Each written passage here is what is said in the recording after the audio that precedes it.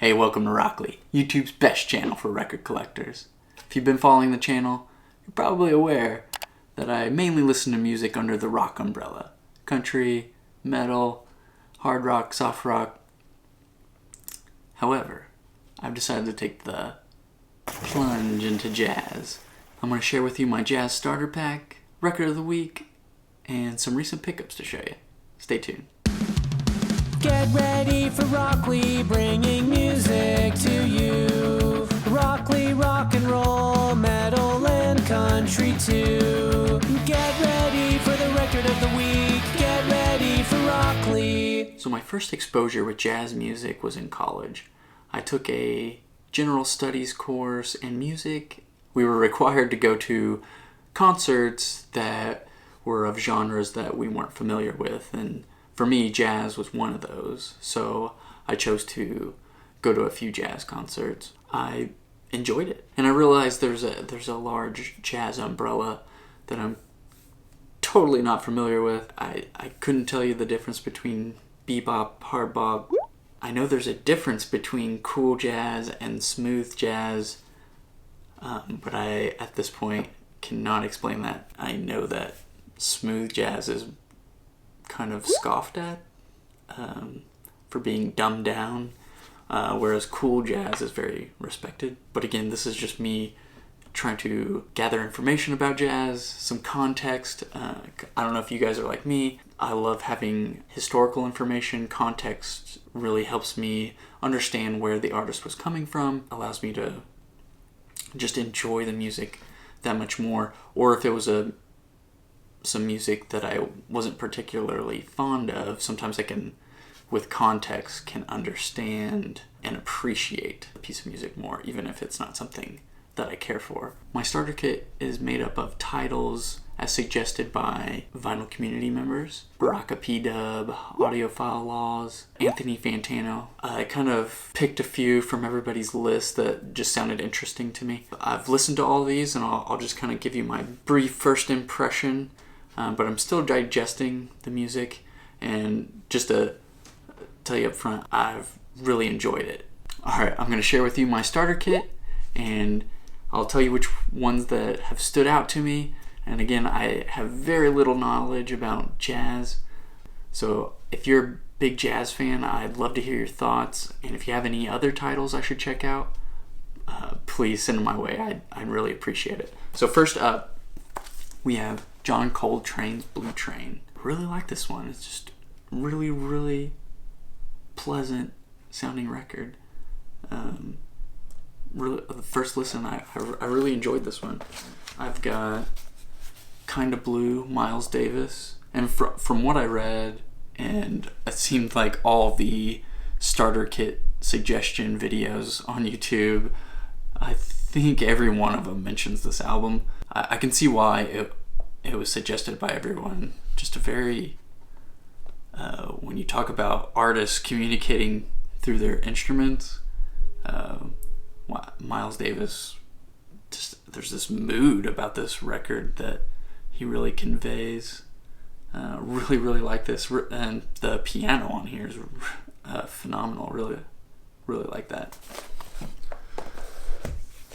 We have Time Out, the Dave Brubeck Quartet. I really like this one.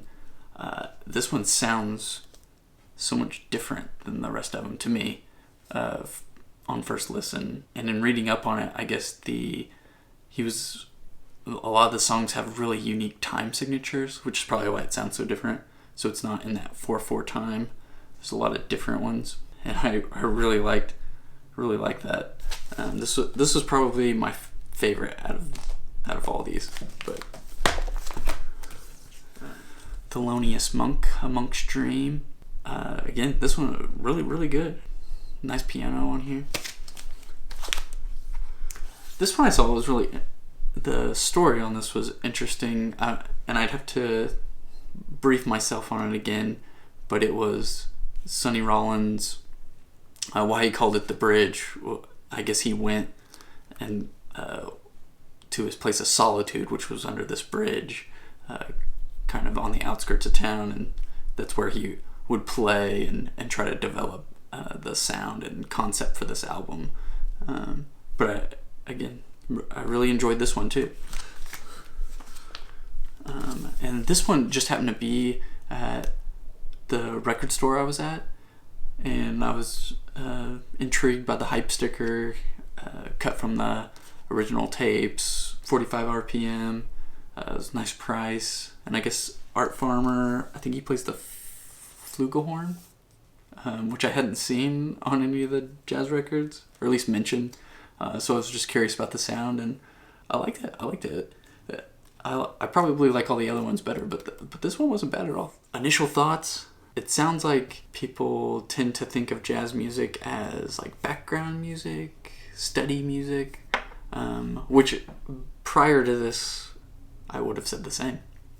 And it's not that I never liked jazz, anything like that. I guess I just hadn't really given it my attention, but I have now, and I'm definitely willing to give it more attention. I'd like to understand more about the difference between subgenres, so the bebop, hard bop, so I can more understand why I like some albums and others I don't.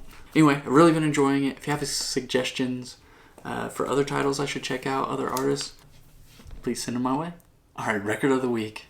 Record of the last few weeks has been Rory Gallagher's Top Priority, as suggested by the Space Ace 2112. Thank you. I know I mentioned this in a previous video, but man, I've just been obsessed with it. The Space Ace, he suggested listening to Bad Penny. That track, oh, it was so infectious. Then I listened to the rest of this album, and I've just been addicted to it. I bought the reissue. It comes from the original 1/4-inch master tape. This sounds so good. Definitely better than Spotify. Obviously, I don't have another copy to compare it to. But man, Space Ace, thanks again. And I definitely suggest giving this a listen. If you like that blues rock sound. Rory Gallagher, when I was reading about him, he's described as a musician's musician. This guy is incredible. Amazing guitar work on this. Yeah, just give it a listen. It's great. Alright, I want to share with you guys some recent pickups. First up is Candlemass's self-titled album. This came out in 2005, and it was the return of the vocalist Messiah. This was reissued by Black on Black. A nice, solid effort. Not my favorite by them, but I enjoy this album, and it's nice to have it on vinyl. It's on this splatter, black, red, and white. It's an enjoyable listen, but definitely not my favorite by Candlemass. Alright, next is also Candlemass, and this is a live album from the Dynamo Open Air Festival in the Netherlands in 1988. And it comes on this gold pressing. This is done by that Peaceville label.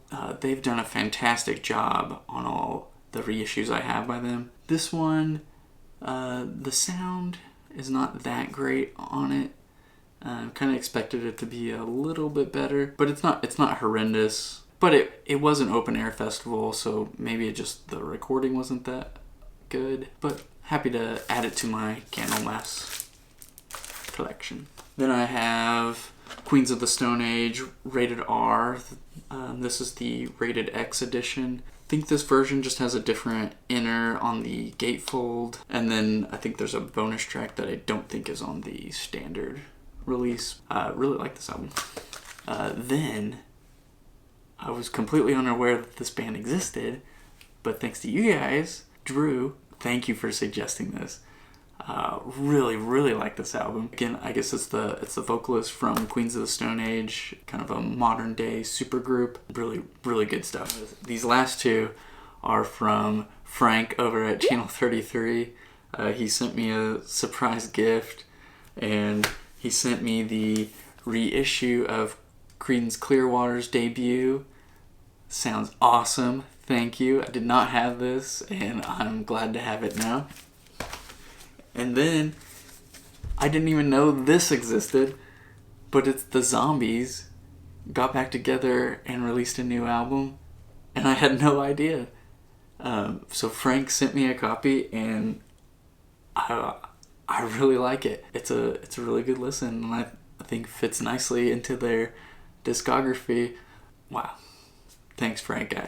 You didn't need to do that, but I really appreciate it, and I've really enjoyed these albums. Thank you. Well, that's it for this time, guys.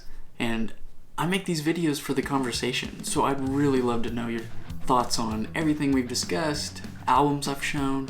I'm always looking for new music, and I'd love to hear your suggestions. But you just had a healthy dose of Rockoli, and I'll see you next time.